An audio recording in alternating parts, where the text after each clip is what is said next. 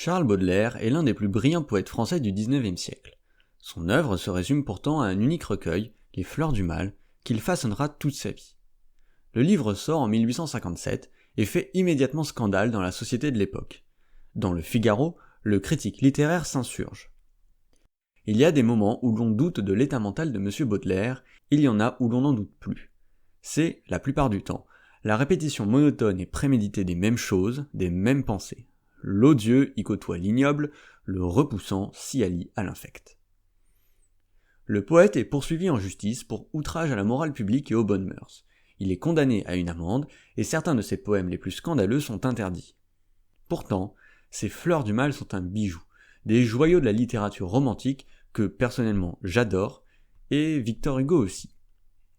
Vos Fleurs du Mal rayonnent et éblouissent comme des étoiles. Je crie bravo de toutes mes forces à votre vigoureux esprit. Permettez-moi de finir ces quelques lignes par une félicitation. Une des rares décorations que le régime actuel peut accorder, vous venez de la recevoir. Ce qu'il appelle sa justice vous a condamné au nom de ce qu'il appelle sa morale. C'est là une couronne de plus. Charles Baudelaire vit dans une grande pauvreté. Il a pourtant hérité dans sa jeunesse de la fortune de son père, mort alors qu'il n'avait que 5 ans. Mais il dilapidera l'essentiel de son héritage en moins de 2 ans, si bien que ses proches demandent une mise sous curatelle pour limiter les dégâts. En 1864, terriblement endetté, il part pour la Belgique pour une série de conférences littéraires qui n'attirent malheureusement pas grand monde. Il réussira tout de même à faire publier Les Fleurs du Mal en Belgique en 1866. Cette année-là, il visite l'église de Saint-Loup à Namur qu'il souhaite voir une dernière fois avant de quitter la Belgique. Le 15 mars, alors qu'il observe les confessionnals, il s'écroule sur les marches. Son ami Poulet-Malassis l'aide à se relever. Baudelaire ne semble pas inquiet et rapporte avoir seulement trébuché. Mais nous allons voir, ce qu'il se passe est bien plus sérieux. Secoué par ce malaise, les amis rentrent à leur hôtel.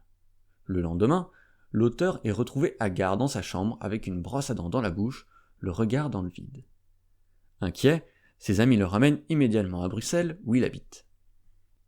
Le 20 mars, alors qu'il finit de dîner avec son ami Poulet-Malassis, le comportement de Baudelaire apparaît toujours aussi bizarre. Il se lève et déclare « à ce soir ». Mais il a alors 23 heures. Une fois rentré chez lui, son ami s'inquiète de cette phrase étrange et va voir si Baudelaire est bien rentré à l'hôtel où il réside. Il se rend alors compte avec horreur que l'auteur n'est plus dans sa chambre. Il part alors faire le tour des bars et retrouve finalement son ami prostré au fond d'une taverne. Péniblement, Poulet-Malassis l'aide à se relever et le ramène dans sa chambre d'hôtel. Il doit presque le porter dans les escaliers et le dépose finalement dans son lit. Il y passera le reste de la nuit et le lendemain matin, lorsque son ami vient reprendre de ses nouvelles, il le retrouve dans la même position avec les mêmes vêtements que la nuit dernière. Poulet-Malassis appelle immédiatement un médecin. Non seulement son ami semble terriblement confus, mais il est désormais incapable de dire un mot. Les médecins diagnostiquent alors une hémiplégie, c'est-à-dire une paralysie de la moitié du corps, la droite en l'occurrence, associée à une aphasie, un mot bien savant pour décrire l'absence de langage. Charles Baudelaire peut cependant toujours lire et écrire, comme en atteste une lettre adressée à sa mère ce même 20 mars 1866. La parole de Baudelaire ne semble alors pas si catastrophique, mais son écriture devient rapidement impossible. À partir du 23 mars, il est incapable d'écrire ses lettres, mais peut encore les dicter.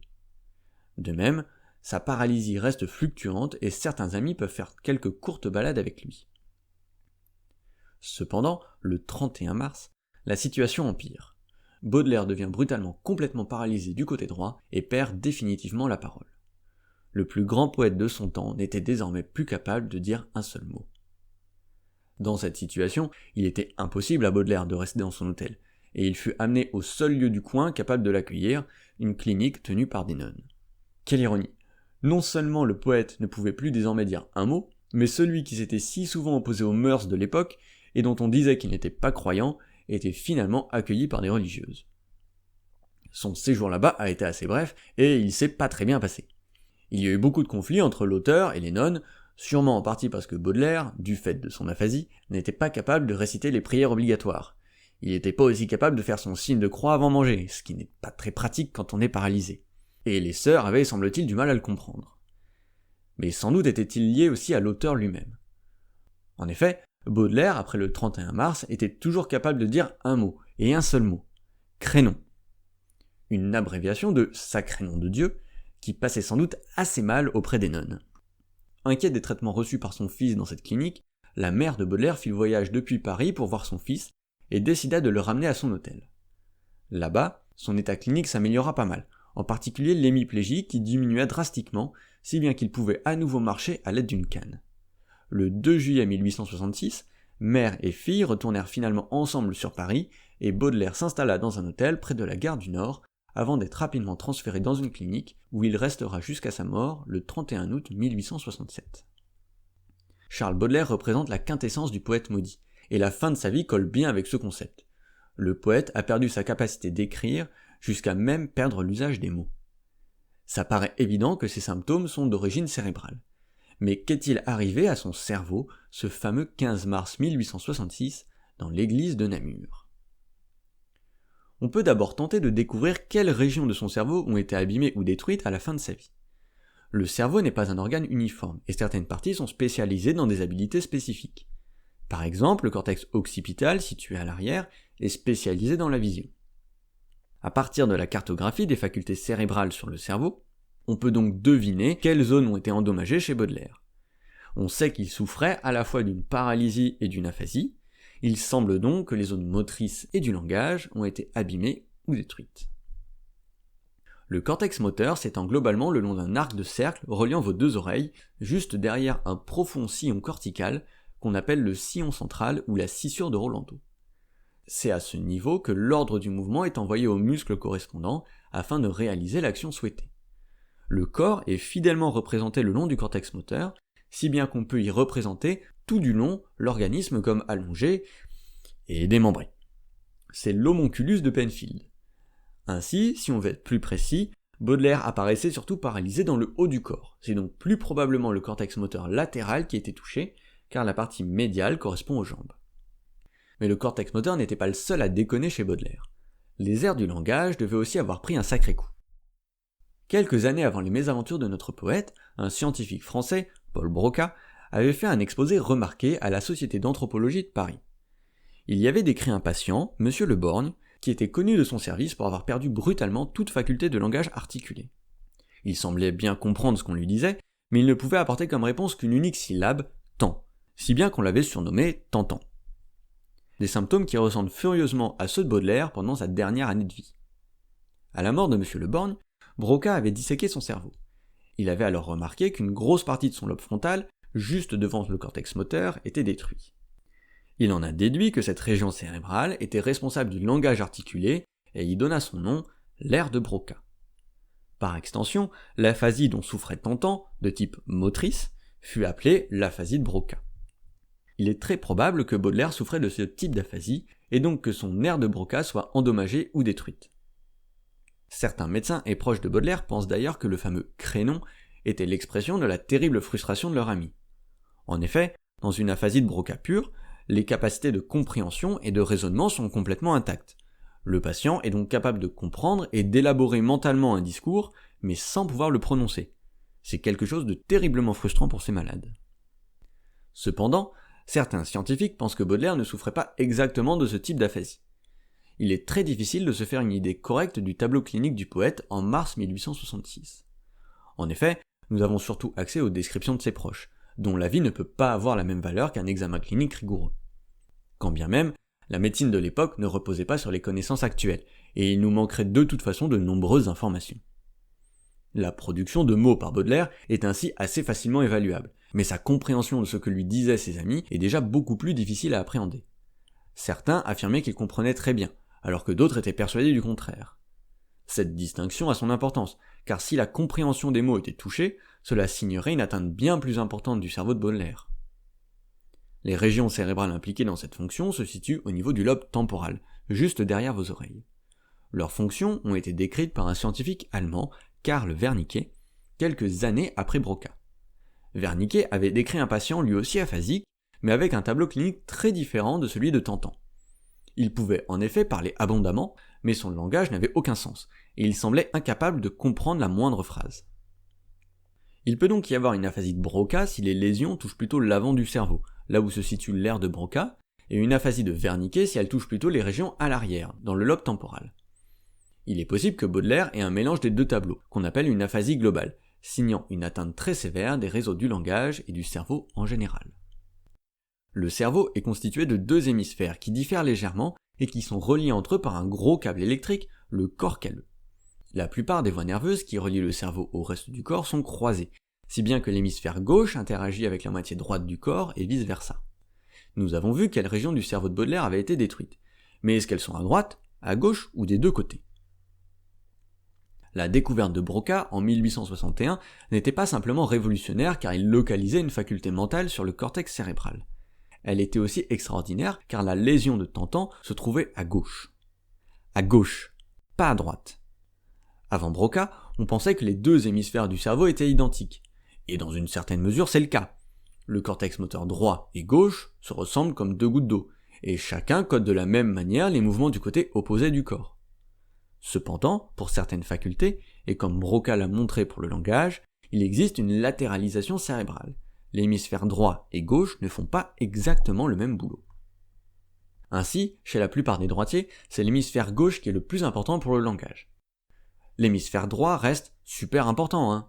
Il est par exemple utile pour la prosodie, la mélodie associée à nos phrases, et qui est capitale par exemple pour exprimer nos émotions ou pour déterminer le sens d'une phrase, comme dans une interrogation par exemple. Pour le dire un peu simplement, la prosodie c'est un peu l'intonation de nos phrases. Mais c'est l'hémisphère gauche qui est en première ligne pour générer un langage cohérent. Il semble que ce soit donc l'hémisphère gauche de Baudelaire qui a été touché, d'autant plus que ses proches rapportent qu'il était capable de varier les intonations de son crénom pour s'exprimer avec eux, et qu'il était ainsi capable d'exprimer assez fidèlement ses émotions. Pour résumer, à partir du 15 mars 1866, c'est donc une vaste partie de l'hémisphère gauche de Baudelaire, englobant les régions motrices et du langage, du lobe frontal au lobe temporal, qui commence à dérailler. Mais qu'est-ce qui peut bien en être à l'origine? Certains médecins ont supposé que ces symptômes avaient comme origine une syphilis non traitée. Il est en effet probable que Baudelaire souffrait depuis de nombreuses années de cette maladie sexuellement transmissible, héritage probable de sa fréquentation assidue des prostituées parisiennes. Et une syphilis non traitée, rappelons qu'au milieu du XIXe siècle, on est loin d'avoir accès ni même découvert le moindre antibiotique, une syphilis non traitée peut évoluer vers une forme cérébrale et aboutir à une sorte de démence. Cependant, cette évolution est très progressive et ne colle pas avec l'apparition très soudaine de la paralysie chez Baudelaire. Il est en revanche plus probable que Baudelaire ait souffert d'un AVC, un accident vasculaire cérébral, et même de plusieurs. En effet, un AVC se caractérise par la survenue soudaine de symptômes neurologiques divers, dont les plus communs sont une aphasie, une paralysie d'un côté du corps et une paralysie du visage. On peut le retenir avec l'acronyme anglais FAST, pour Face, Arm, Speech and Time, ce dernier étant particulièrement important car un AVC est une véritable urgence vitale. Gardez donc tout ça dans un coin de votre esprit, car les AVC ne sont pas rares. On retrouve bien ces signes chez notre poète. De plus, il est probable que Baudelaire ait souffert d'AVC transitoires et spontanément résolutifs, qu'on appelle des AIT, des accidents ischémiques transitoires. La survenue d'un AIT est un risque majeur de faire un AVC dans les jours qui suivent. Aujourd'hui, on surveille donc de près les patients qui en ont souffert, car ils arrivent souvent aux urgences alors que leurs symptômes ont déjà disparu. Deux termes sont importants dans AIT et AVC pour comprendre l'origine de ces phénomènes, vasculaire et ischémique. Les cellules de notre cerveau ne fonctionnent pas indépendamment du reste du corps. Ce dernier, par le biais de la circulation sanguine, est entre autres chargé de leur apporter l'oxygène et les nutriments nécessaires à leur fonctionnement. Le cerveau est donc un organe particulièrement bien irrigué, au travers de nombreux vaisseaux sanguins qui émanent de l'artère carotide, autoroute majeure dans la livraison de tout ce carburant au cerveau. Basiquement, un AVC correspond à un gros embouteillage. Une artère se bouche et empêche l'approvisionnement des neurones en aval qui commencent assez vite à souffrir. C'est l'ischémie. Plus concrètement, cela correspond à un caillot qui se bloque dans l'artère, stoppant le flux sanguin. Le traitement consiste alors à déboucher l'artère en question pour rétablir l'approvisionnement des neurones en aval. C'est pour ça que le time de FAST est capital. Chaque seconde qui passe, des milliers de neurones meurent d'asphyxie. Time is brain, et plus vite on débouchera l'artère, plus de neurones on sauvera. Et plus de neurones on sauvera, moins le patient aura de séquelles par la suite. Un AIT correspond à un caillot qui va bloquer la circulation sanguine, mais qui va rapidement se débloquer tout seul. Cependant, la cause du caillot n'est pas réglée, et le patient est donc toujours à risque maximal d'en développer un nouveau, qui peut cette fois être permanent. Il est donc probable que Baudelaire ait fait plusieurs AIT, comme par exemple dans l'église de Namur. Après avoir été brièvement paralysé, il a pu se relever et marcher normalement jusqu'à son hôtel. Cependant, sans prise en charge adaptée, qui n'existait pas à l'époque, il a continué à faire des AIT et des AVC qui ont à chaque fois détruit un peu plus son hémisphère gauche. Mais on peut aller plus loin. En effet, la vascularisation du cerveau est bien décrite depuis longtemps et on peut essayer de déterminer quelle artère était responsable des malheurs de Baudelaire. La face latérale du cerveau est principalement alimentée par l'artère cérébrale moyenne, et c'est donc probablement celle-là qui a commencé à défaillir à partir du 15 mars, avant de se boucher définitivement le 31. Baudelaire a donc vraisemblablement souffert de plusieurs AIT ou AVC de l'artère cérébrale moyenne à partir du 15 mars 1866, qui ont abouti à une paralysie droite du corps associée à une aphasie de Broca ou une aphasie totale. Il y survécut 18 mois avant de mourir à l'âge de 56 ans. Si son œuvre fut brève, ses écrits restent magnifiques et nous transmettent toute l'horreur et les délices qu'il a vécues. Merci d'avoir écouté ce podcast jusqu'à son terme, j'espère qu'il vous a plu. Pour aller plus loin, je vous invite à regarder les sources en description et à faire un tour sur mon blog 100 milliards de neurones, sur lequel j'ai traité à plusieurs reprises de ces sujets. Abonnez-vous sur la page Facebook pour ne rater aucune nouveauté. À bientôt.